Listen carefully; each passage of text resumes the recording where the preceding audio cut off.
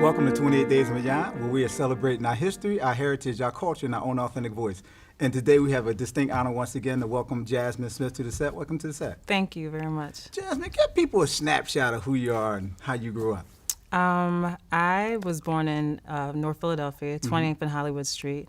Very culturally bound with Southern grandparents and Southern family. And then around 4 years old, transitioned out to Bryn Mawr in Radnor Township after my mom was diagnosed with MS. Okay.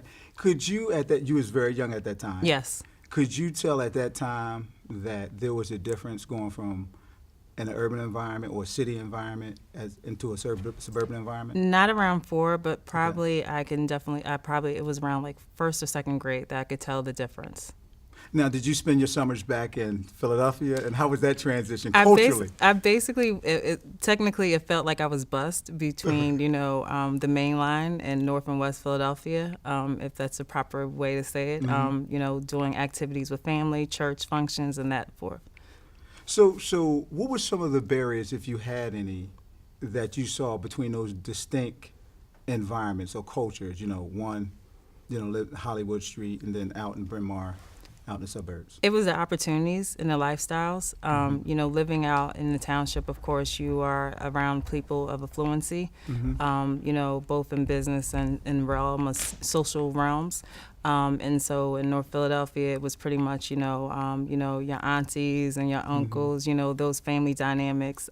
So that was the difference that I saw, growing up. Now, because I know sometimes when you go back to where you came from, or as we said, you went back to the summers, back to Philadelphia, which is a hop, skip, and a jump. Yeah. Did you feel that people within that culture saw you differently or anything like that? How you enunciate words and all those by things? far. I mean, I used to get called, like white girl. Okay. You speak too proper. I always had my books with me if I came, to any of my family's house, and they're like, school's over. You don't need to study. So it was a different mindset that, not all, but there were a lot that, felt as though it stops here, as far as education on the weekends. And so where my peers growing up out here, education was the consistent format, even when we didn't have school, you wanted to read just to brush up and, educate yourself a little bit more.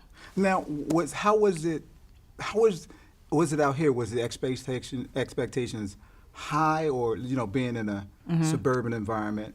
And you're a woman of tall stature, so you could be intimidating to some. Yeah. Did that play a role, or did the expectations were really high? I mean, both socially and academically, and so that just set the bar very, very high. You always wanted to be at your best, and you always trained to be at your best. And it was a good environment, in terms of breeding that level of success and mindset that to this day I have.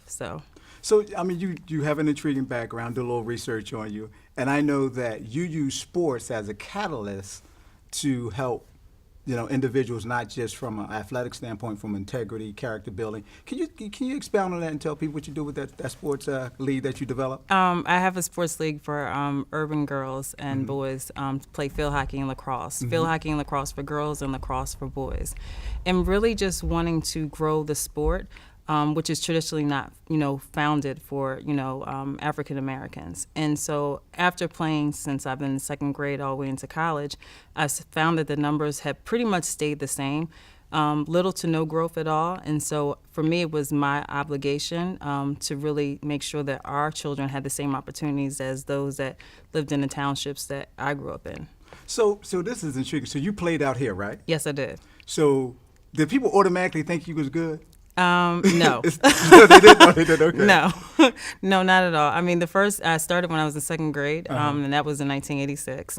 And I remember just coming out on the field. My folks had made me come. Okay. I wasn't like I'm excited. And then from that point on, I had to work double time because most of those girls that had been playing field hockey and lacrosse had started from like four years old. Wow. And so I had already missed some years. So I had to literally play catch up.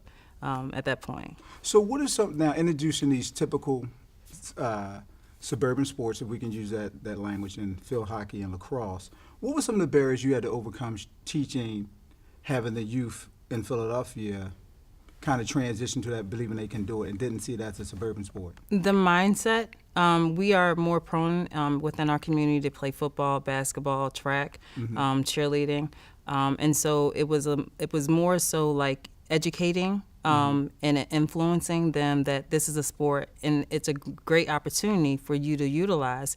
One, to a catalyst as far as getting a better education, traveling the world, which, these non-traditional sports have more access to internationally and nationally playing, and just seeing that, you can see the world through a different lens if you take this opportunity.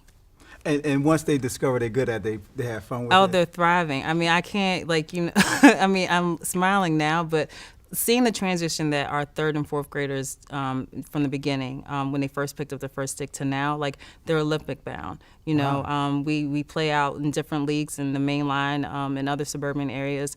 And at first, the girls were a little, hesitant, but then after they realized that they're just as great as these other players, they're unstoppable.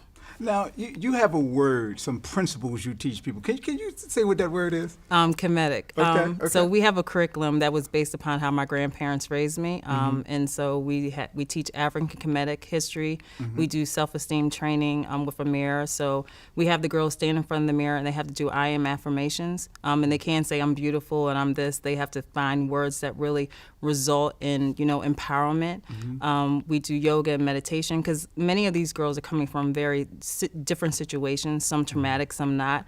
But we want to really instill in them, the different principles. And for me, I really can't really teach you this sport and not teach you who you are. Oh, I like that. Yeah. And for those who don't know what comedic means, that was Kemetic before it was Egypt. So just the parenthetically throw that out there, which is on the continent of Africa.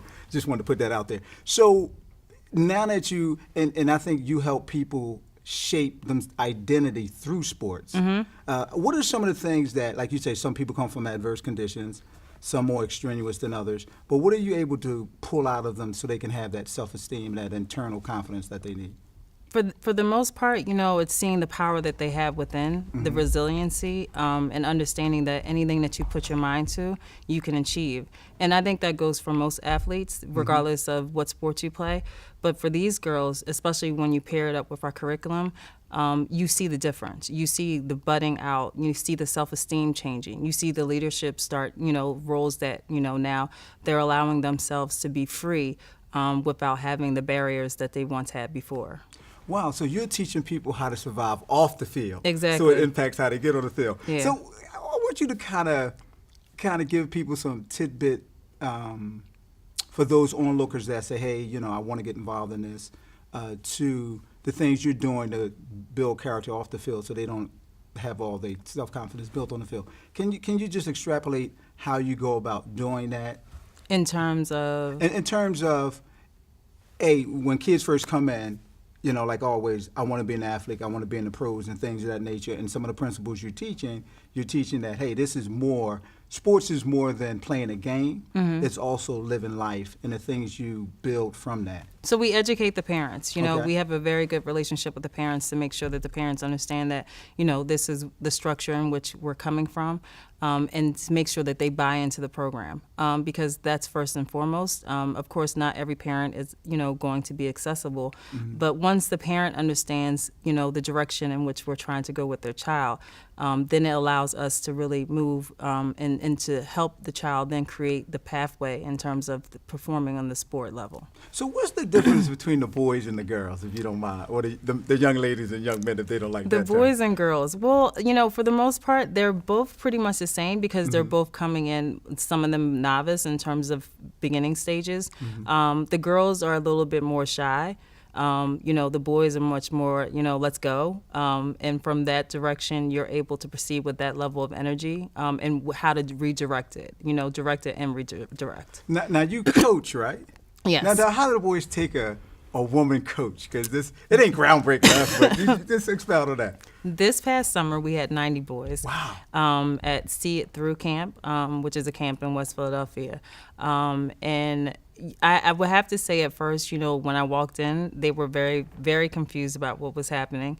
And then we put in a DVD of African American lacrosse players. And so what they were able to see is that lacrosse is pretty much basketball and football combined together. So the same moves that you make in basketball, you're doing in lacrosse. So the same type of hits that you're able to do in football, pretty much you're able to do. And so once they were able to see the visual, by the time we got them on the field, they were ready to go. Wow. Yeah. Hey, Jasmine, we are out of time, but this is what I want you to do. I want you to tell people, give them your information, and tell them how they can get in contact with you. Because I'm going to show my son this. 'Cause Okay. I want him to expel it. You can reach us as Icons, EYEKONZ, sportsleague.com. And you can find us at Facebook, Twitter, Instagram, and all other social media. Now, is it a way that somebody can get your email or anything, or is that on there? Everything is on there, but I can be reached at 610-580-9645 and Icons, EYEKONZ, sportsleague at gmail.com. Wow. Once again, we thank you for tuning in with 28 Days and Beyond, where we're celebrating our history, our heritage, and our culture and our own authentic voice. And we'd like to thank Jasmine Smith once again for coming to the set. And we ask you to tune in. We're going to continue to bring you these intriguing stories that's going to impact people's lives. Thank you, and tune in once again.